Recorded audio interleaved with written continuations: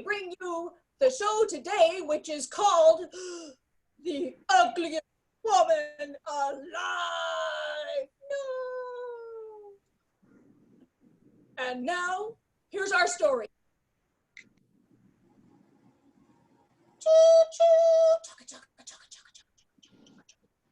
This is the mysterious traveler, inviting you to join him on another journey into the realm of the strange and terrifying.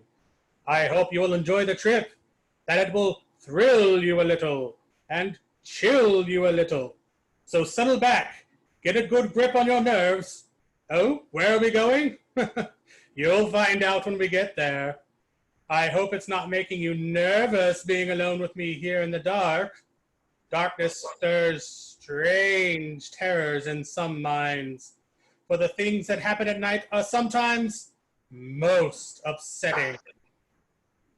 Things such as people who vanish suddenly, as in the tale of The Ugliest Woman Alive!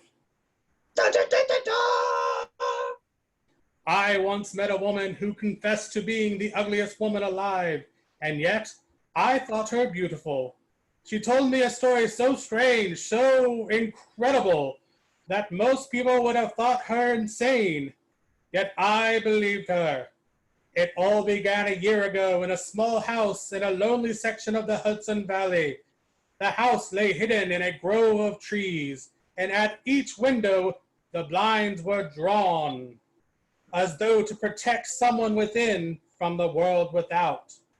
From one of the darkened rooms came the deep, bitter weeping of a woman. What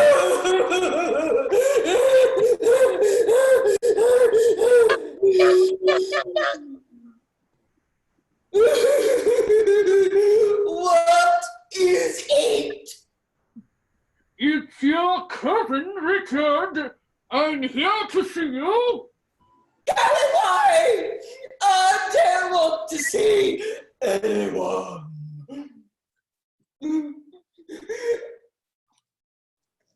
I thought I told you. Forgive me for breaking in like this, Gloria, but I've come to see you as your doctor, not your cousin. Are you sure you haven't come to borrow some money to shower on that beautiful, stupid wife of yours? You haven't any right to talk about my wife like that. I'll speak as I please. If you don't like it, get.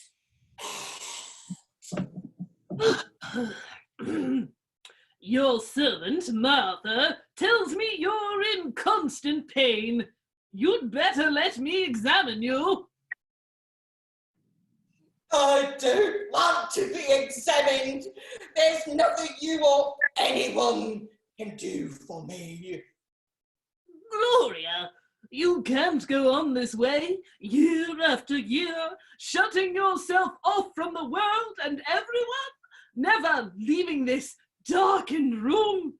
As your doctor, I can't be responsible for the consequences. As my doctor, you're all a bunch of frauds. Ever since childhood, it's been one operation after another. Look at me! Even more ugly and deformed than I was after the accident. Oh, now, Gloria, I can understand how you feel, but... Do you know what it is to be so ugly and deformed that you can't bear to think of yourself in the mirror? You have to shudder when they see you. If you just didn't think about it so much, you might... I escape thinking about it. Every moment I'm racked with pain. What I've got to look forward to. 20 or 30 years of pain and darkness. I'd give all these years all of them, just to be beautiful and well for 6 months. You mustn't lose hope, Gloria. Perhaps another operation in the future will... You're lying! You know that no operation can help me. I'm doomed to be ugly and deformed as long as I live. There's no use pretending. Yeah, let me look at you. You know your heart can't stand excitement. I'm all right. Leave me alone. You're not all right. Look here, Gloria. In your condition, you need a doctor to live here and look after you. Now, a few days ago, I met an old teacher of mine, Professor Hadley. I'm sure I could prevail upon him to accept a position here. He'd be just like the rest of them. Promises, nothing else. I'm sure you'd like him, and he was once considered the most brilliant neurologist in the country. What do you mean? Was once considered? Well, at the height of his career, something no one seems to know about changed him overnight. He took to drinking, and as a result lost his position at the university, his practice, everything. In other words, he's like me, an outcast. Yes, I suppose you could say that. Then what better place could be there for the professor than this house? It was built for outcasts. If he... So, early one evening, a week later, Professor Hadley arrived. Martha, the servant, led the professor to her mistress's room. The professor looked about the darkened room, trying to find the figure of his new employer.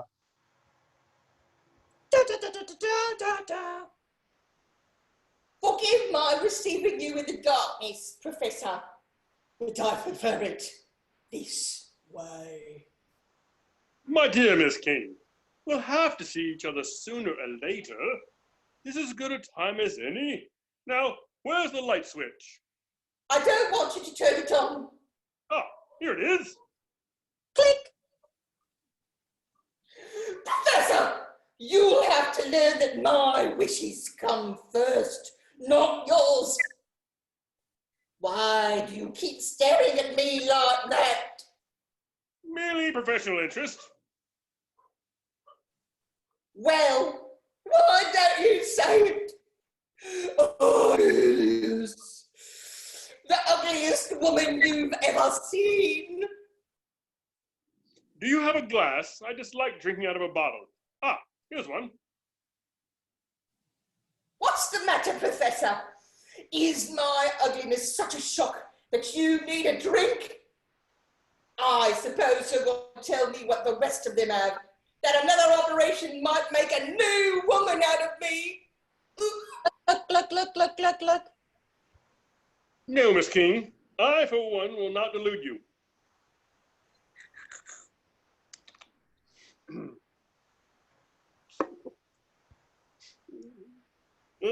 I'm afraid no operation could help you.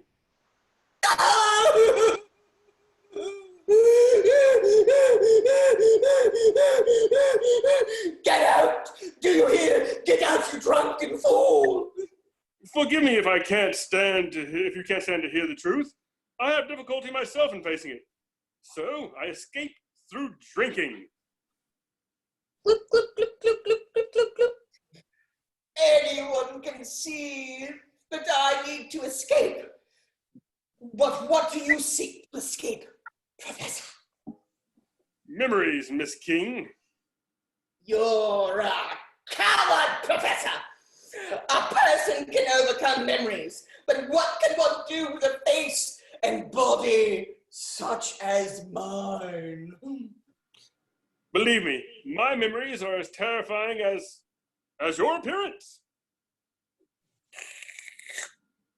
Strangely enough, they were brought about as a result of trying to help people like you. Gluck, gluck, gluck, gluck, gluck, gluck. You were trying to help people like me? How? Doesn't matter. You might say I had a dream of the future, as only a scientist might have. As you can see, I failed. I should very much like to hear about it, Professor. That is, if you don't mind telling me. But I do mind, Miss King. Just as you mind being stared at.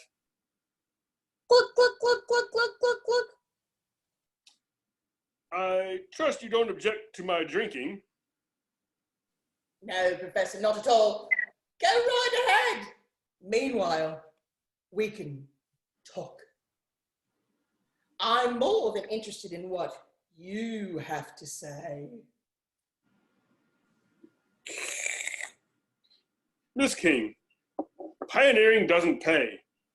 I was a famous doctor and teacher, but then I decided to pioneer in a field as yet untouched by science. I accepted the challenge of the unknown, but I failed. But what was this experiment you engaged in, Professor? You wouldn't understand. Even men of science, men who should have understood, didn't believe it could be done. Tell me about it. Perhaps I will understand. Gluck, gluck, gluck, gluck, gluck, gluck. It is generally believed that when a man dies, his body becomes worthless. But that isn't true, for science has already been able to make use of the dead. Make use of the dead? How?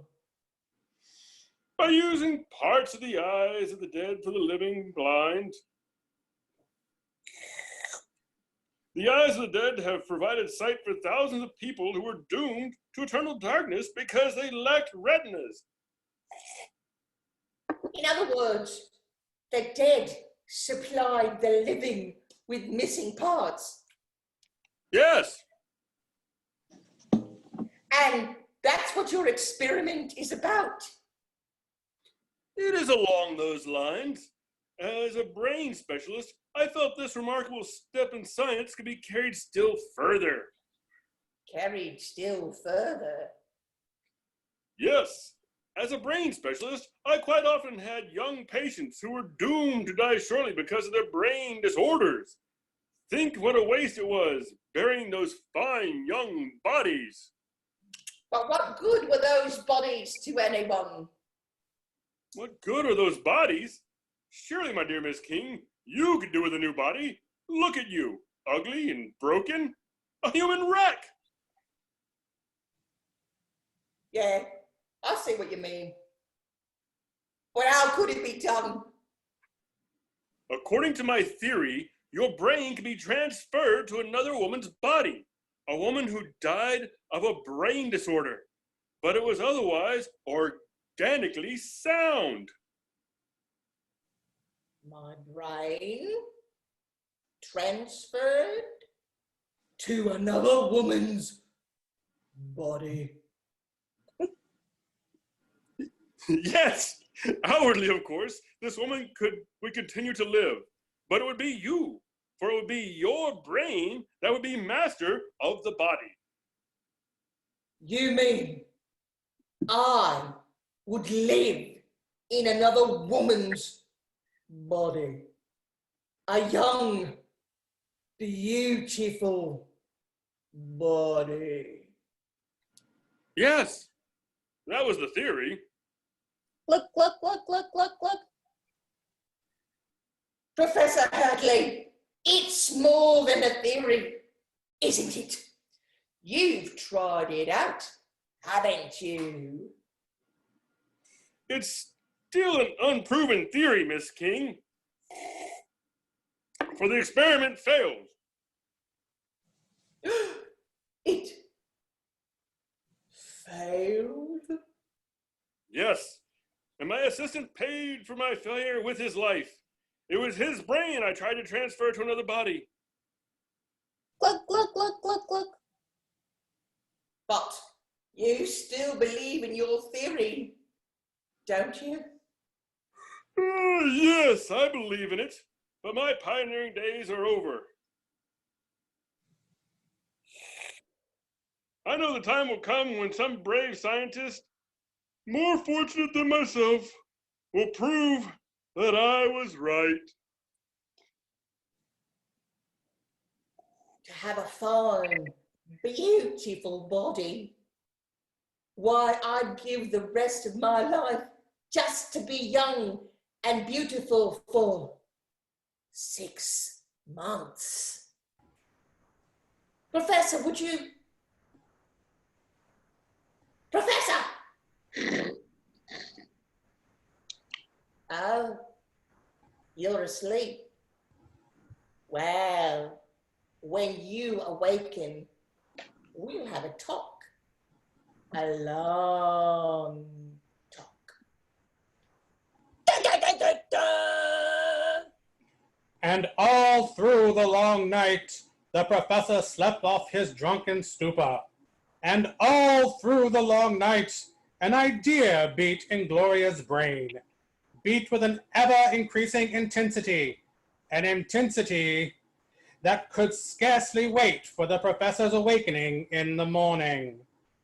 Doodle, doodle, doodle, doodle, doodle, doodle, da!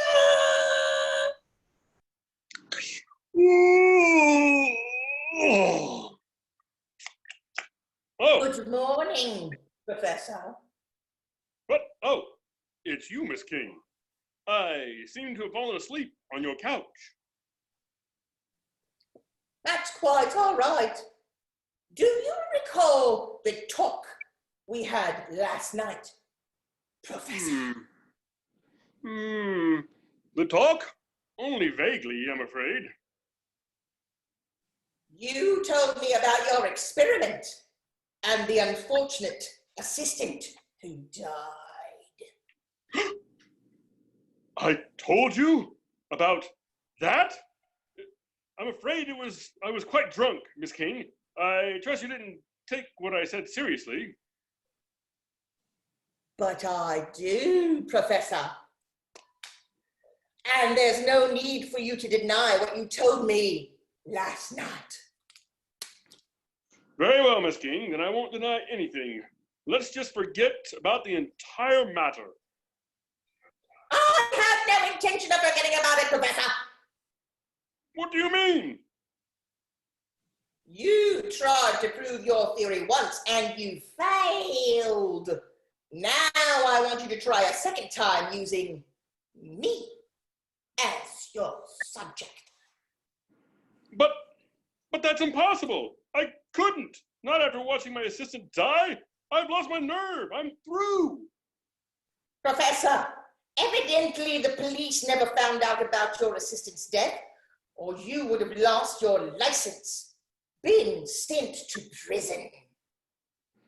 You mean you'd tell them? I shall tell them. Only if you refuse to do as I ask. But you don't comprehend the risk involved. I'm only working on a theory, with odds 1,000 to 1 against my succeeding. What do I have to lose? 20, 30 years of pain and ugliness? I'm more than willing to gamble those years for a new body. I'd take the chance even if it were only 6 months in a young and beautiful body instead of a lifetime. But there's so many obstacles. I need a laboratory such as never seen before, with special equipment and instruments. It would be extremely expensive. That wouldn't matter. I'm quite wealthy. I need an assistant. I can't operate alone. I can provide you with one. But most important of all, at the time of the operation, I'd need the body of a woman who'd been dead only a few hours from a brain disorder. I promise that you'll have her, Professor. and anything else you need. It will be difficult, most difficult, with tremendous odds against us. Of course, it would. Come, Professor. I'm willing to take a chance. Why not you? All right, I'll do it.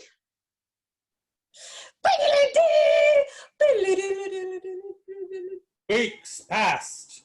Weeks in which boxes and crates were constantly arriving at the house. Weeks in which workmen came from the nearby town to assist the professor in building his laboratory. But at the end of the month, it was complete to the last detail, and the professor announced his readiness. It was at this time that Richard, in response to a letter from his cousin, Gloria, arrived at the house one evening. Gloria, what's going on here? Hello, Richard. Sit down, won't you? Gloria, what are you up to? Why have you furnished this house with a laboratory and an operating room? Why, you must have spent thousands of dollars on all that equipment. Yes, Richard, I have. But why? Professor Hadley wouldn't tell me a thing. He just kept referring me to you. The professor has a theory, Richard, which we intend to put into practice. A theory? Yes, Richard. The professor is going to attempt to transfer my brain to the body of another woman. What?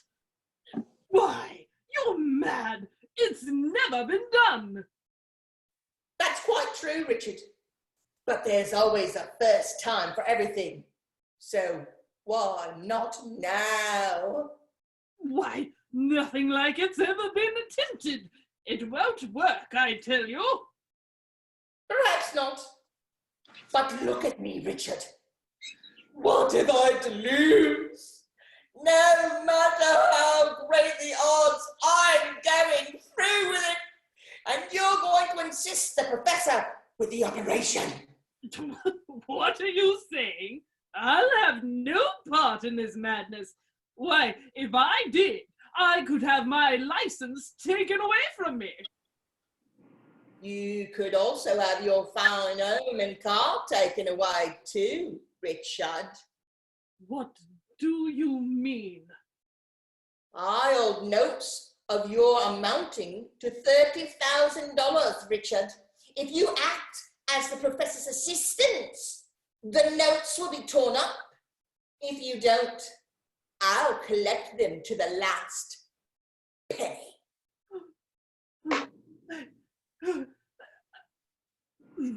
I don't seem to have much choice. No, Richard, you don't. Very well. I'll serve as the professor's assistant. Good. If you join the professor in the laboratory, he'll give you the details of the entire operation. All right. But I still think the whole thing is madness.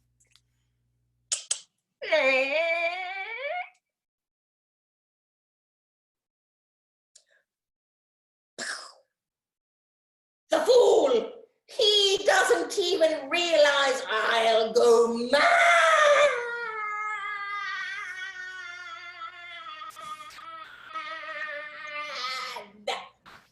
If I remain this way, the operation is the only chance out.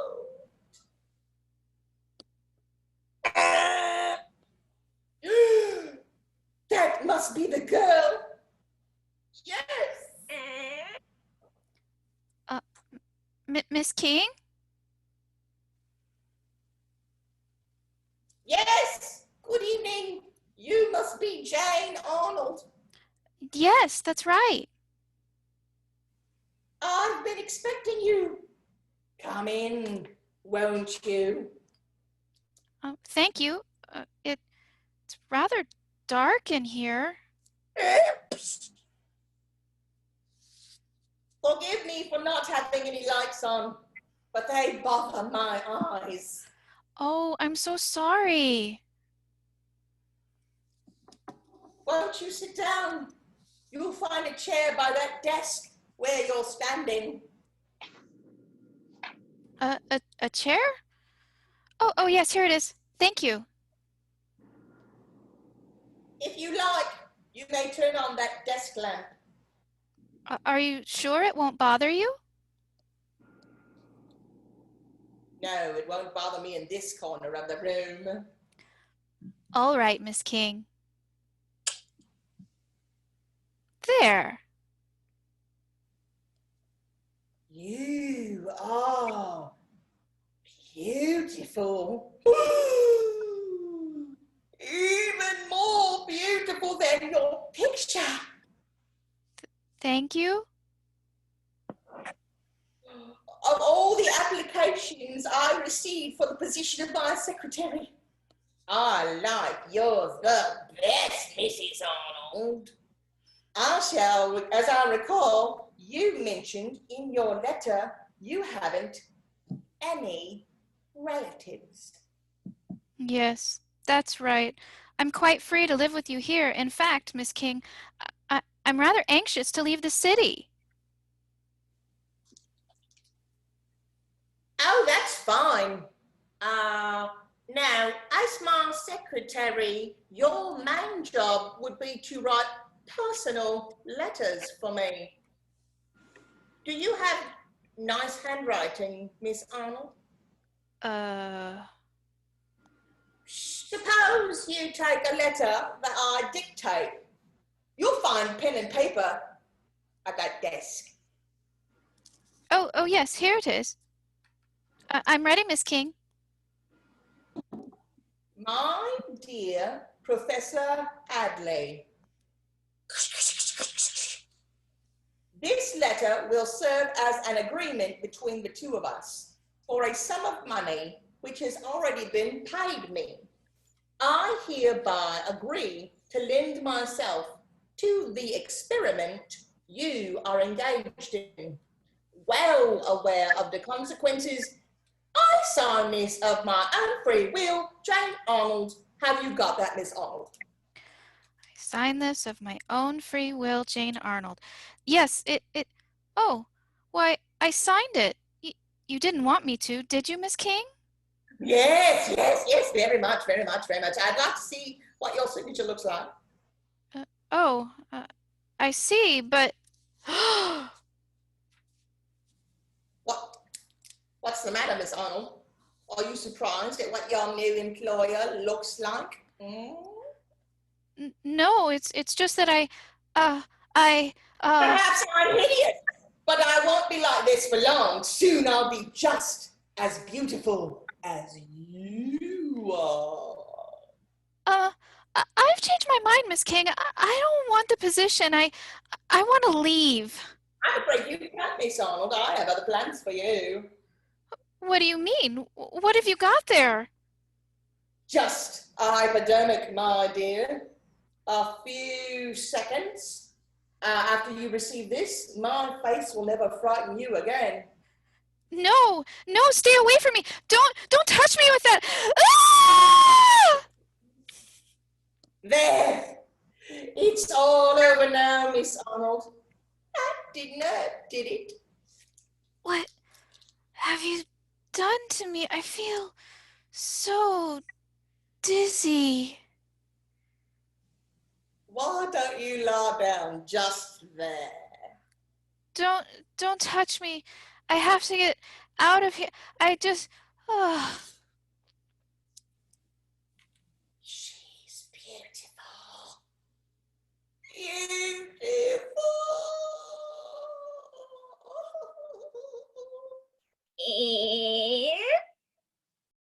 Mrs. King? Did I hear someone scream in here? I'm afraid you just imagined you did, Professor. Gloria, who's this girl? Why, who?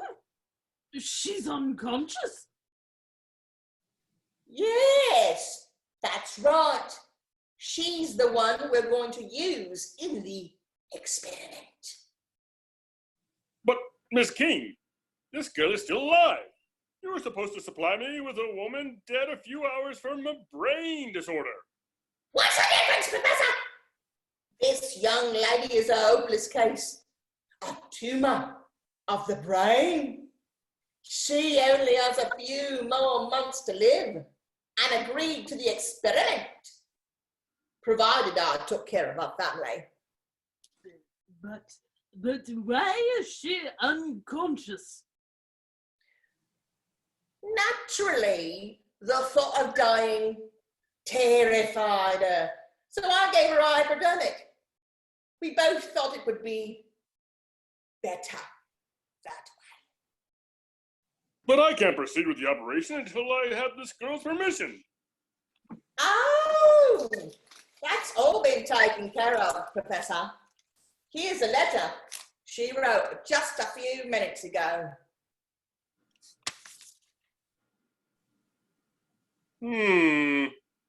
Yes, this seems satisfactory. Are you ready to proceed with the operation, Professor? Yes, everything is prepared.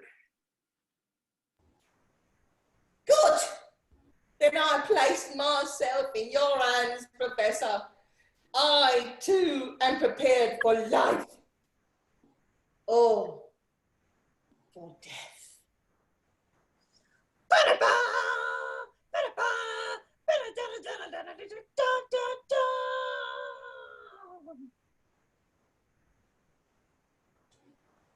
A little while later, two figures were on the operating tables.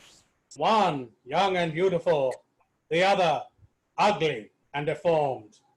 Professor Hadley prepared for the operation as Richard placed a mask on the face of one of the two patients and turned on the nitrous oxide. A few moments later, at a nod from Richard, the professor picked up an instrument and began the first operation. The seconds dragged into minutes, the minutes into hours, as Richard passed one instrument after another to the professor, at the same time watching the machines carefully. Time and time again, when it appeared that all was lost, Richard kept a spark of life alive with adrenaline and oxygen.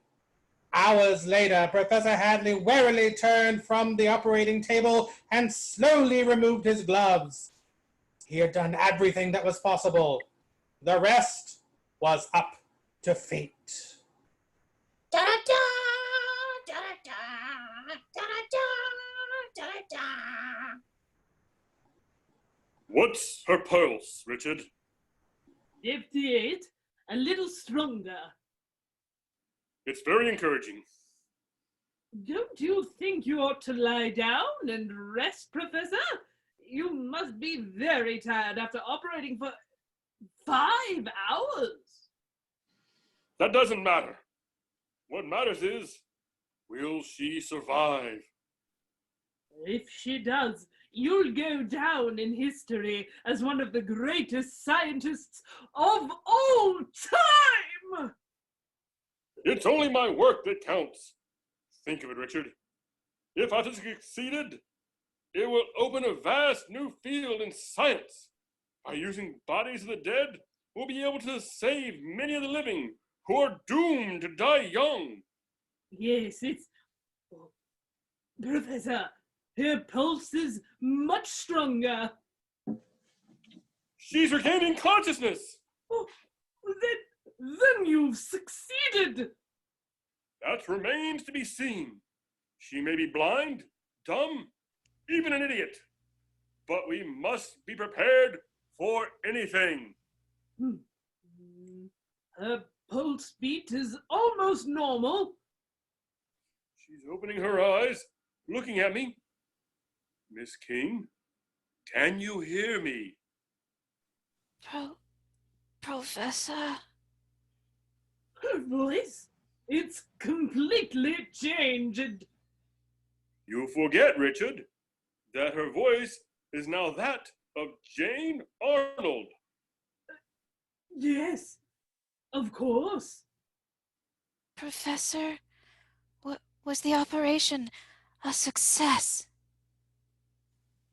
So far, it appears to be, Miss King. Please, let me see a mirror. A mirror? Yes, of course. I'll hold it for you. Yes, it's her face. And I speak and her lips move. I'm beautiful, beautiful, not ugly and deformed. Mustn't talk anymore, Miss King. Your condition is still very serious. You must remember, Professor, Gloria King is dead. I'm now Jane Arnold. Yes, Gloria King is dead. Now you must be quiet and rest. It will be 2 or 3 weeks before you recover. Then you'll find a new life awaiting you. A new life, waiting, a beautiful life. Da da da da da da da da da da da.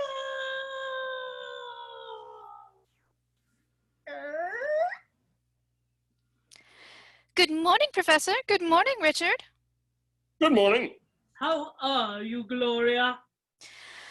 Richard, how many times have I told you that Gloria King is dead? My name is Jane Arnold now. I'm sorry. I keep forgetting. Professor, it's been a month now since the operation. How much longer must I stay here? I want to leave this house, really begin to live. I'm happy to say you're completely recovered. You're free to leave whenever you wish. Free to leave? After all the years I've spent in this house, I can hardly believe it, but that mirror, it shows me to be young, beautiful. What are your plans, Professor? Richard and I are going to remain here and finish our paper on the experiment. It will be the most startling scientific work of the century. Yes, the professor will be famous the world over. This paper you're writing, will it have names, dates, everything exactly as it occurred? Naturally, there will be a complete record, with you as a living proof.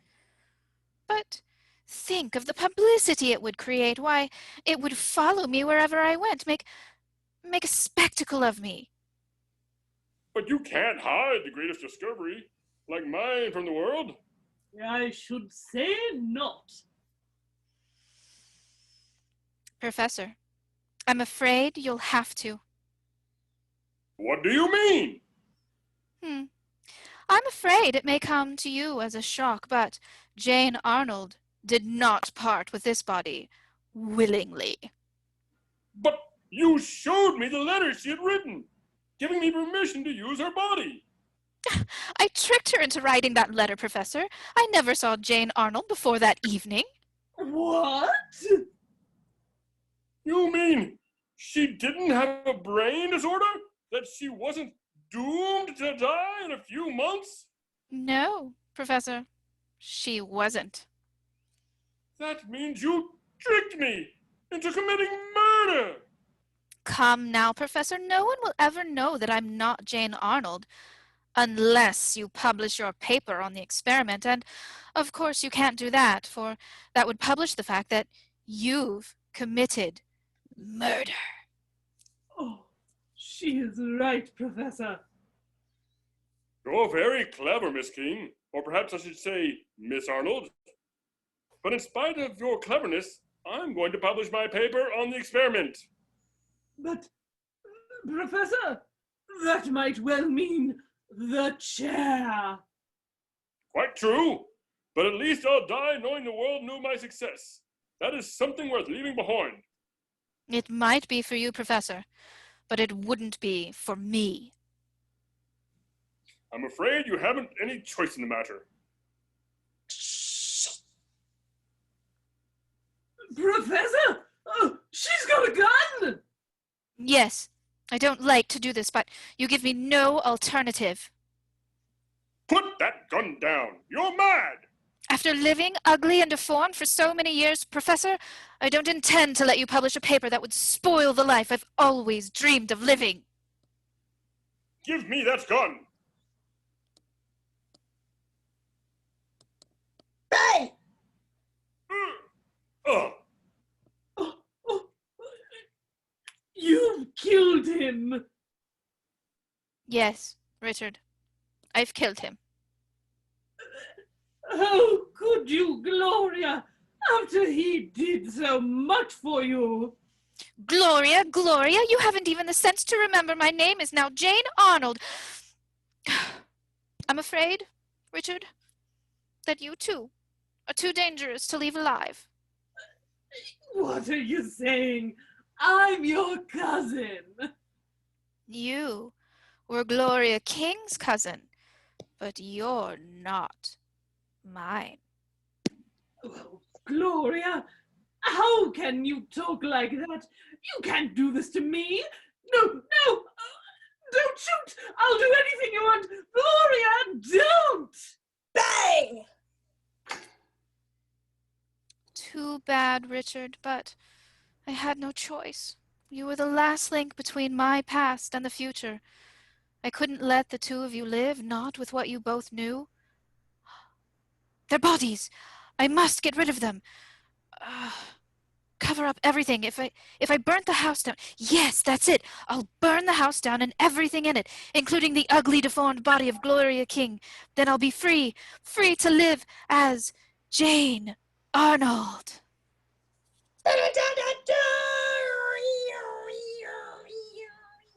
An hour later, Jane Arnold waited impatiently at the small village station for the arrival of the train that was to take her to the city. As she happily walked up and down the platform, she heard the siren of a fire engine and watched entranced as it flew past her and out toward the country. Woo! Suddenly, she smiled, for she knew where the fire engine was going and that it would be too late.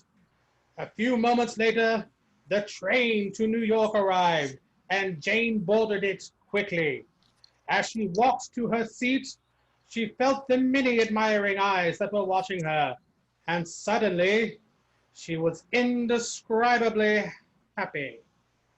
Chugga chugga chugga chugga chugga chugga chugga chugga chugga chugga chugga chugga chugga. Mile after mile, the train raced down the valley, bringing her closer and closer to the city and a new life. As Jane handed the conductor her fare, she realized the contents of the bag she carried were unknown to her.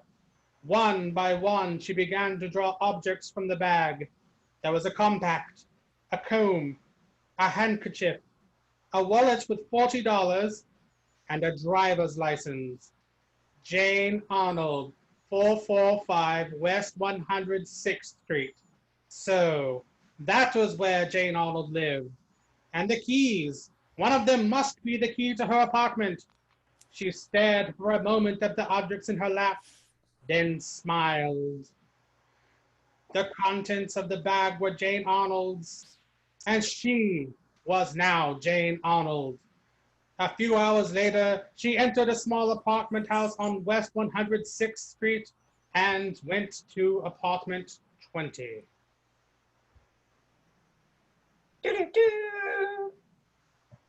So, this is it. This key looks fairly worn. Perhaps this is the door key.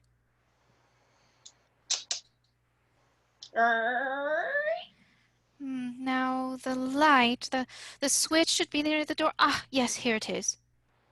Click.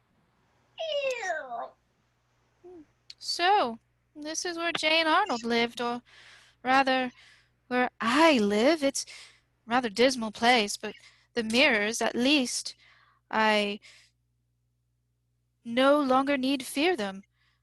Oh, and I am beautiful. It's worth everything I've been through. Even if I were to be young and beautiful for only 6 months instead of for years, it's worth it.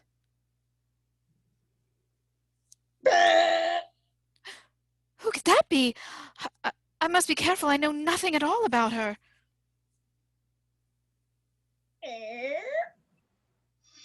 Oh, Janie! This is better than Christmas morning! I thought you were never coming back.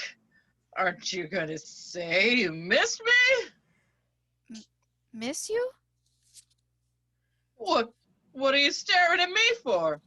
You remember me, don't you? I'm Dan, the guy who lives across the street. The guy who's in love with you, wants to marry you. Of course, Dan. It was just, well, I was surprised. We haven't seen each other since, how long is it now? Exactly a month. Every night I kept looking up at your window, praying there'd be a light showing. And when I saw it tonight, I couldn't believe it. I just arrived a few minutes ago. Where were you, Janie? Why didn't you write? Just because I proposed, well, that wasn't any reason to disappear for a month. Why'd you do it? Please, Dan, let's not discuss it now. All right, dear. And I promise I won't propose again. I don't want you disappearing for another month. I won't. Why do you keep looking at me like that? As though you'd never seen me before. Do I? It's just that I'm so happy to see you. Oh, Janie, it's wonderful to have you back. What do you say we go out and celebrate? Oh, Dan, I'd love to.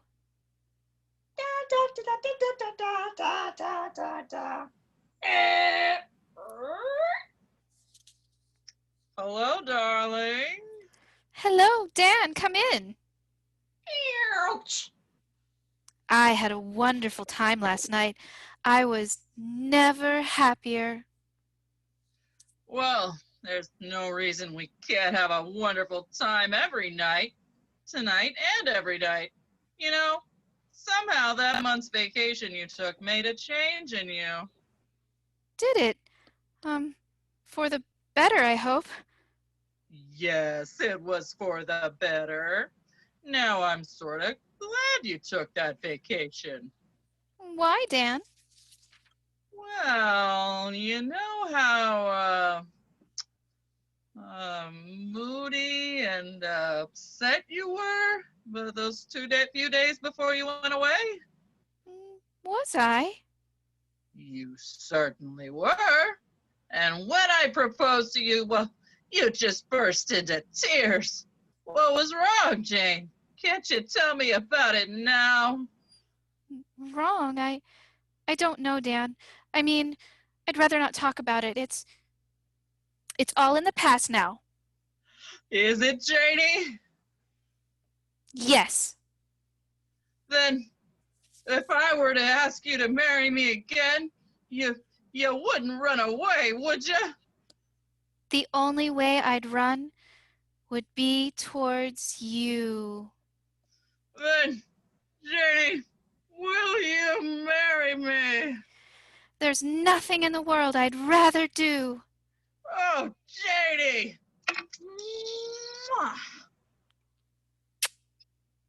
We're gonna be very happy together. Yes, I know we are. Happier than I'd ever dreamed possible. Yay!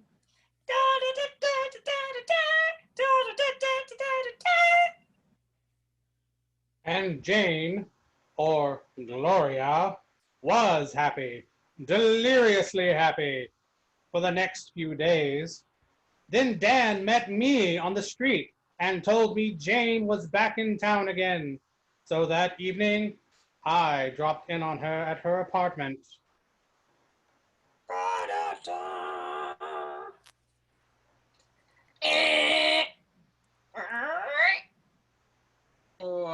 Hello, Dr. Smith. How are you? Come in. Hello, Dan.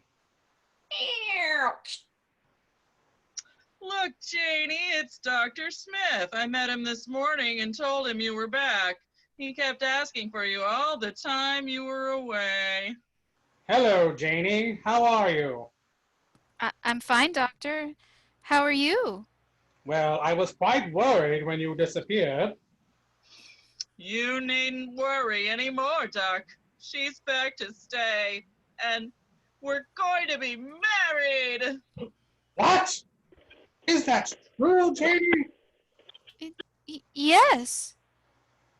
Oh, what's the matter, Doc? You look awfully upset. Don't you approve? Uh, uh, why, yes. Yes, of course. Congratulations. Thanks, Doc. And seeing as you've been such a swell friend to Janie and me, well, we'd like you to be our best man. I should be very happy to. Dan, would you mind very much if I were to talk to Jane alone? Of course not, Doc. I've got to be running along anyway. I'll be back in an hour, darling, and we'll take in a movie together. All right, Dan. See you later, Doc. Of course, Dan.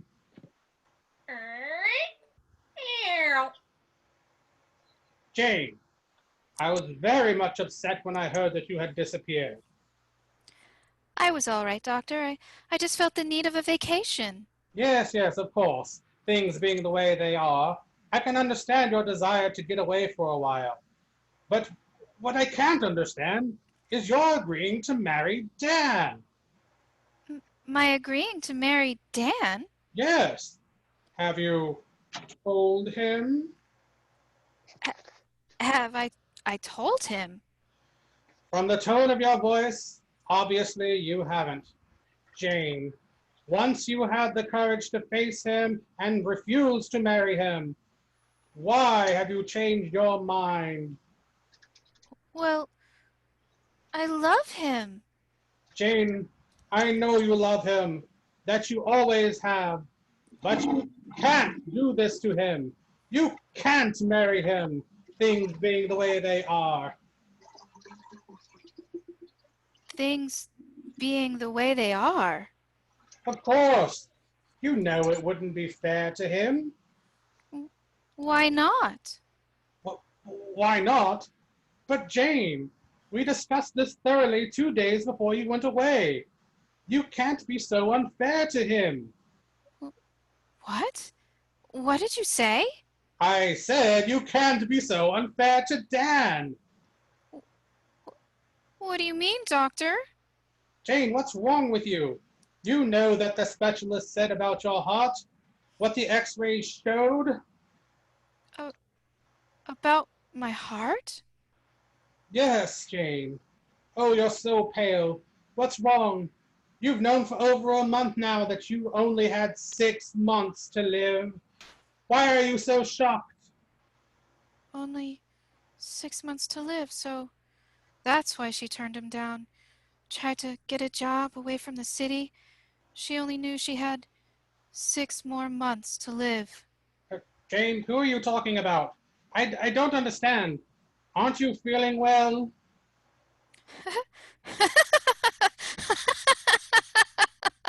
I'm feeling perfectly well, Doctor. Why shouldn't I be? When I was ugly and deformed, I said I'd be satisfied if I could only be young and beautiful for 6 months. I'm getting the 6 months. What more could I ask for? 6 months! 6 months!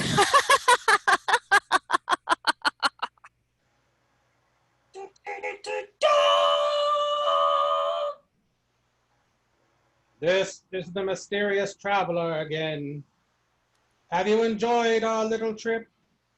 You say it's impossible to transfer a brain from one body to another? And that's just what I thought when Jane Arnold, or should I say, Gloria King, told me her strange story. But when she died 6 months later, I performed an autopsy and was pretty well convinced that, well, you know, I've long had a secret desire to attempt Professor Hadley's experiment myself. Perhaps you're in the market for another body. Huh? Oh, you're getting off in the next stop? I'm so sorry. Perhaps you'll join me again soon. I take the same train every week at the same time. Da, da, da, ba! You have just heard The Mysterious Traveler, a series of dramas of the strange and unusual. Brought to you this time by Suck, Puppet, Mystery, Theater. Thank you for watching our super serious production. Good night and wash your socks.